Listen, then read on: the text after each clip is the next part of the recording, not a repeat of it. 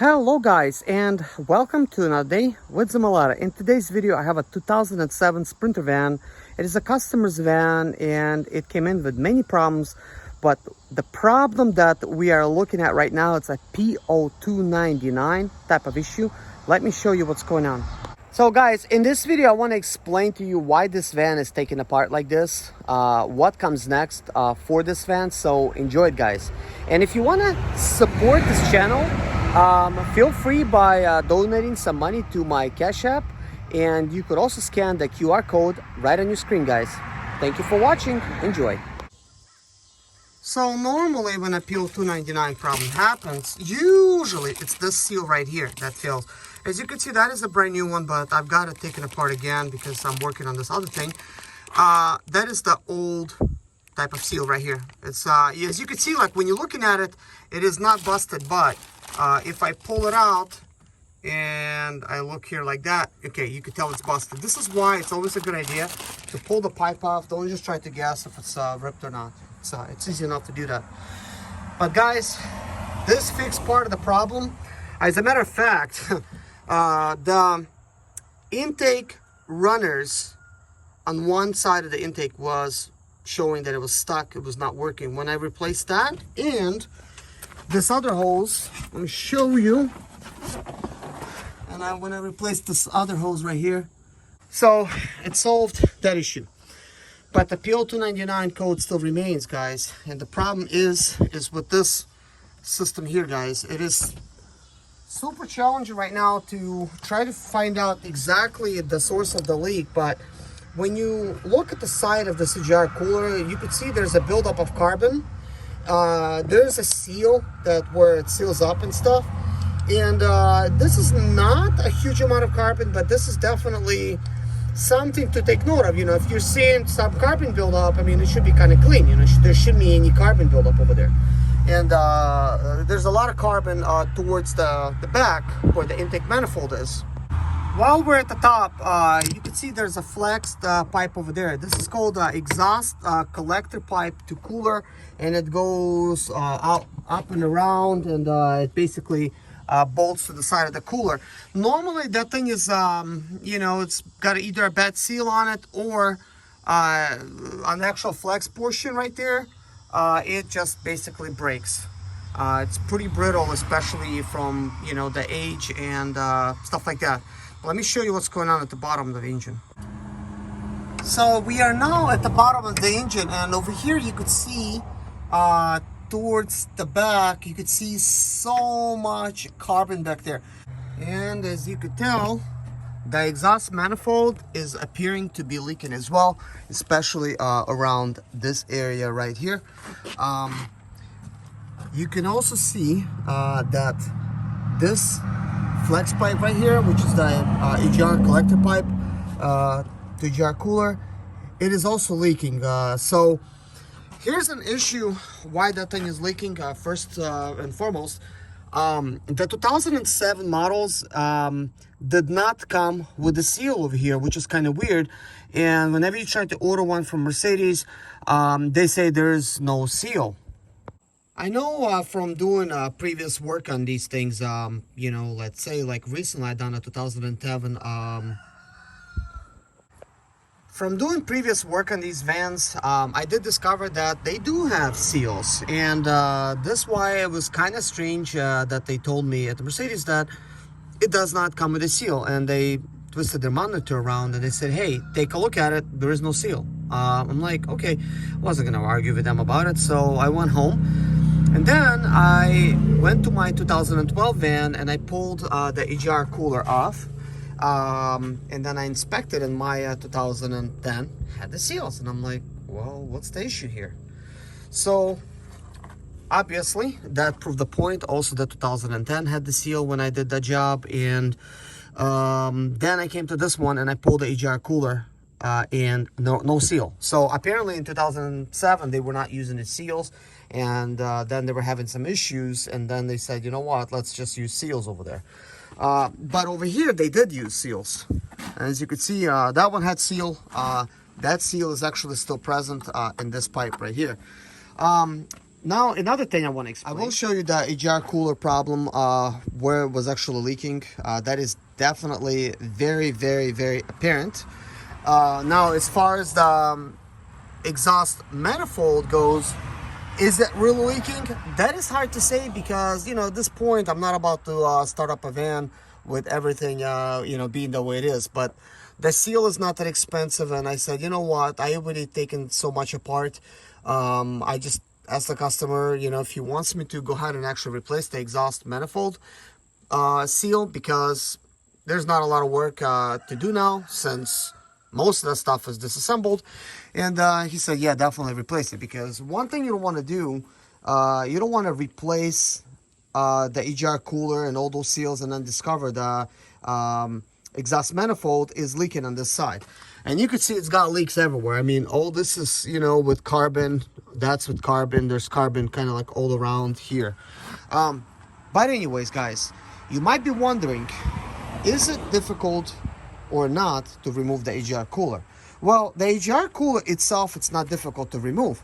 There is 2 bolts in the back, and there is like a little bolt, you know, to hold down, you know, this type of lines and stuff like that. A little bit of bolts here, some there, and some there, some towards the front. Those two. You know, it's not that big of a deal.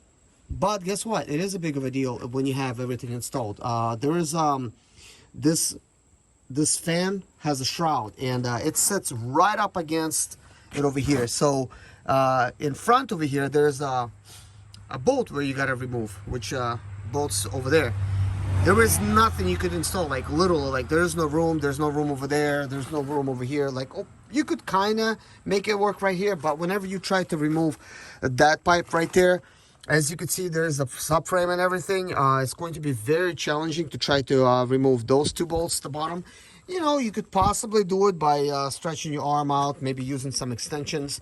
Most likely, you would have to end up removing the actual PDF right there, that whole, you know, pipe right there, so you could actually have a little bit more access to it. You know, that being said, let me show you the actual leak on the EGR cooler.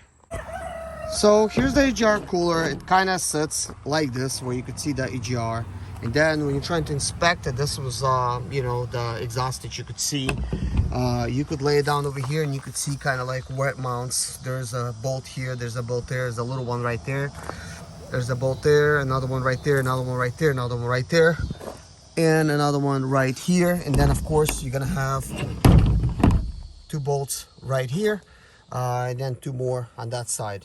And of course, the front end being assembled with a radiator and fan shroud, everything being in the way, is basically impossible to remove all the stuff here. So you have to disassemble that front end. Now, if you have maybe some special tools, which I haven't seen, then maybe you could do it. But anyways, as we inspect this, push this thing all the way around, you could see that there's like little gaps right here. Little tiny gaps, and this is actually where the majority of the leak was coming from, and then it was going a little bit higher because it was hitting the wall and creating this residue here in this area. Also, you could see all the carbon buildup over here because there was no seal, because that's the way they designed it in 2007. So there was no seal going here, so obviously that was leaking. Take a look at the place where there was a seal. You see how, like, you know, this wasn't even cleaned up or nothing, and you could see there was a seal here. You could see kind of like the outline of a seal, and it looks a lot different. This wasn't leaking, while this one was. And some of the stuff is me trying to scratch it and stuff like that, because I was trying to see, like, what, really? No seal? Wanted to make sure. Now, you can buy these type of seals at the dealer. They do sell them. So we're going to be replacing one of them. We're not going to touch that one. Actually, come to think of it,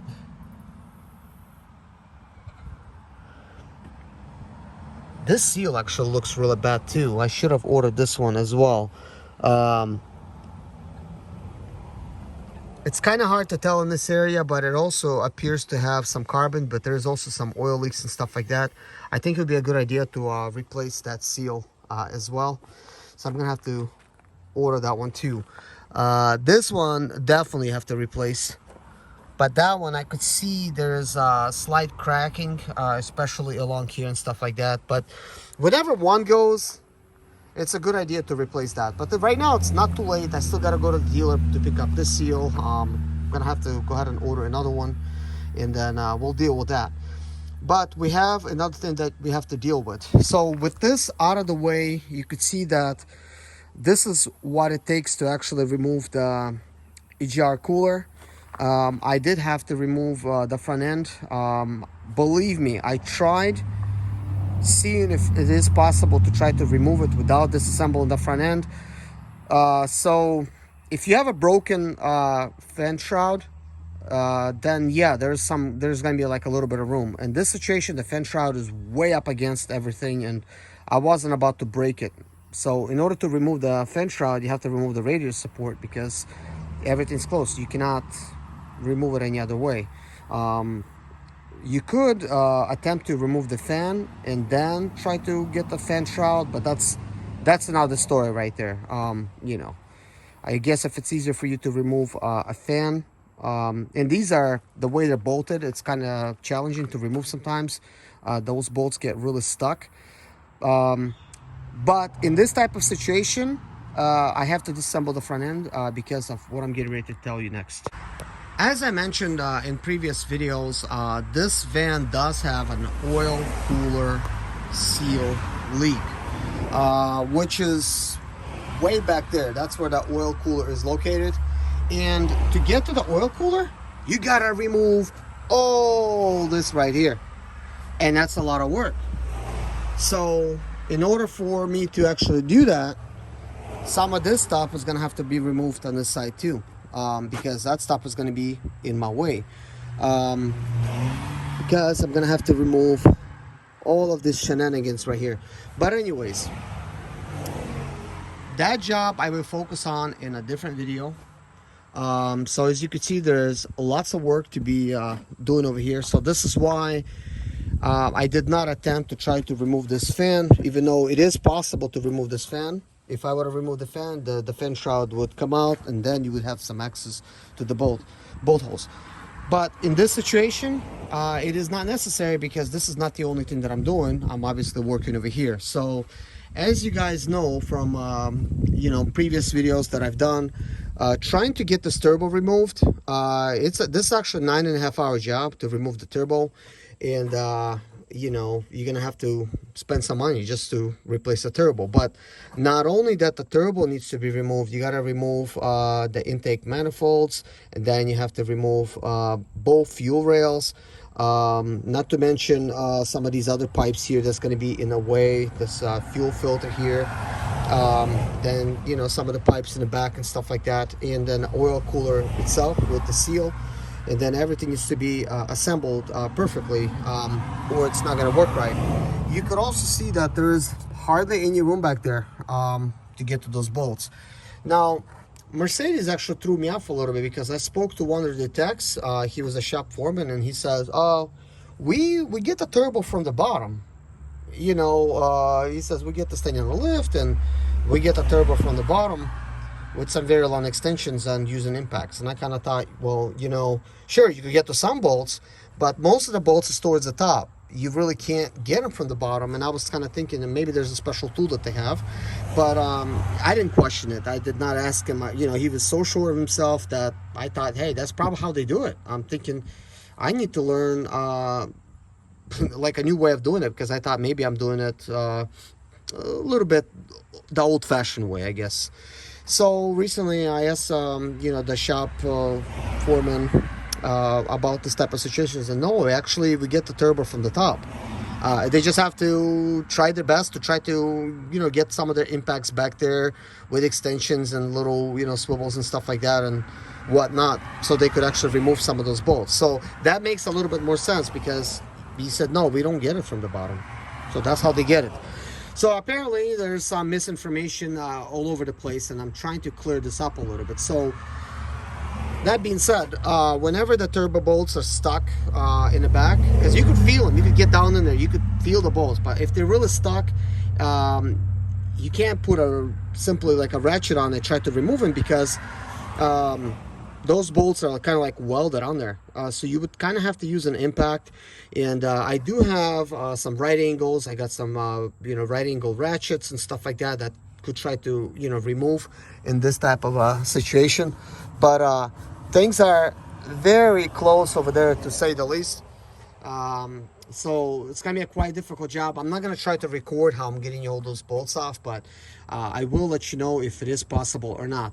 One of the things that I'm gonna be using to help me a little bit to try to remove it is this stuff that I use, which is called Twister by Zep, and that stuff works really well for removing very stuck bolts and stuff. It's really good at penetrating type of fluid. So I'm gonna be using some of that on this van.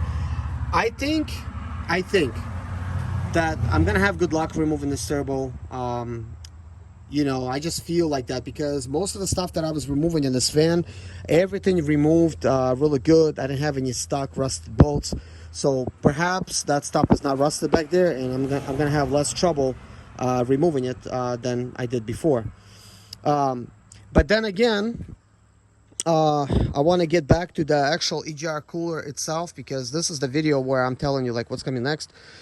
With this EGR cooler and everything, guys, when you do remove the front end, this job is going to be so much easier to try to do this, because you need all of this access back there, because when everything was assembled, I tried to reach in there with my ratchet to get the last bolt, because it's so close to this wall over here and you can't really get nothing.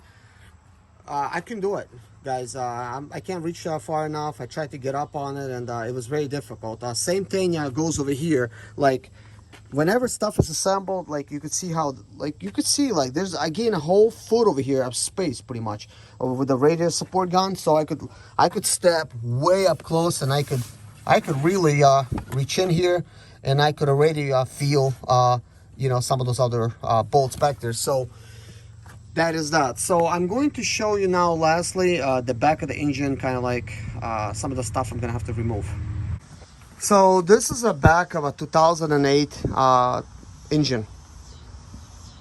So I'm like looking at this. There's nothing that bolts in over here. It's interesting design. On the 2010s, this is not located right there. So guys, the turbo is mounts right here. Like, this is some of the mounting holes for the turbo, and gonna be 2 more at the back here. Then I'm gonna have to get to those 3 bolts, to these 3 bolts. There's gonna be other things. There's gonna be like a big pipe that I have to remove as well, and then you're gonna have the EGR cooler pipe that's going, the EGR cooler, like right here. So that is a flex pipe that I talk about. So anyways, guys, we're gonna have to do an oil cooler seal job in the next video. I'm gonna go ahead and start just by disassembling all of this stuff. I already have a video where I showed you guys how to do a lot of this stuff, so I'm gonna put a time lapse not to waste anybody else's time, and try to get everything off, and then as we're going along, I will update you on what's going on. So that being said, guys, join me in the next video.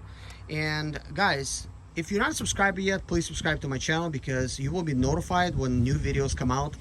And if you're not a subscriber, you're not gonna get notified, and it's like you haven't even subscribed. Well, you need to hit the bell notification, excuse me. But anyways, guys, thank you so much for watching. Take care of yourself, and see you guys in the next video. Bye bye.